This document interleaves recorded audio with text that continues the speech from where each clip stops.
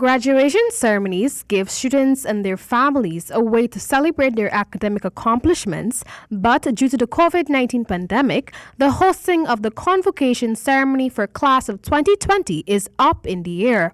However, newly appointed Vice Chancellor of the University of Guyana, Dr. Paloma Mohammed Martin, is assuring that the country's tertiary institution is committed to hosting its 54th Convocation exercise at the soonest possible time. In a Zoom interview with Nightly News on Thursday, Professor Mohammed Martin expressed her love for graduation, dubbing it as a ceremonial passage that recognizes and celebrates students' achievements and their perseverance through the challenges, especially during this pandemic.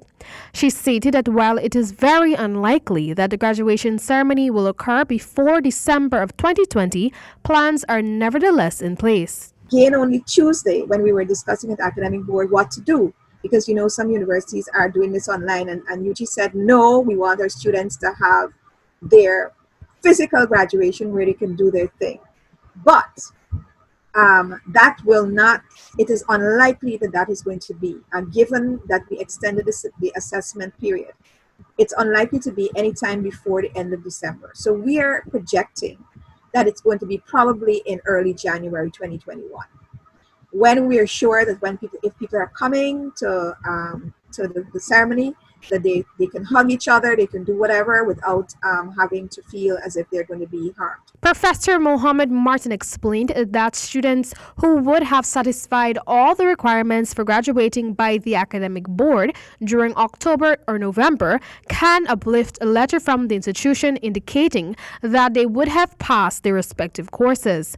This, she explains, would suffice for matriculation purposes of getting a job or promotion at work or students in need of a transcript.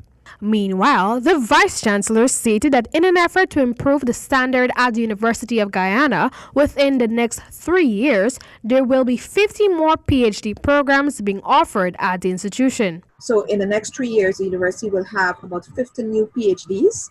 So that is immediately going to kick our rating up worldwide and immediately going to change the pedigree and quality of training and access to cutting edge knowledge and research that students have access to.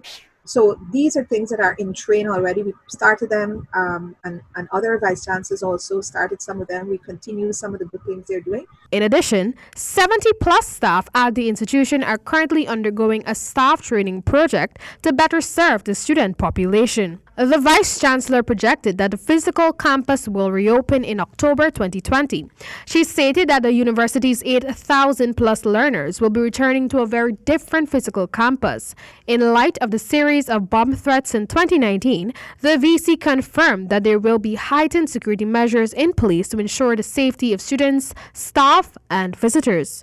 In the meanwhile, the Vice Chancellor stated that in the light of the pandemic, UG is working with industry partners to provide its students with data packages in the near future. We are strengthening our online platforms to make them more robust and make them more responsive. We're working with industry on packages for students to get data so that if they can't come into classes for any reason, they're less disrupted.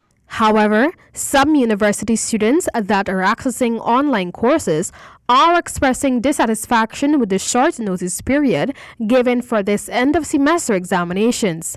A notice was sent out by the university on Thursday, June 11th, that examinations will begin on June 19th. For the HDP Nightly News, Amel Griffith.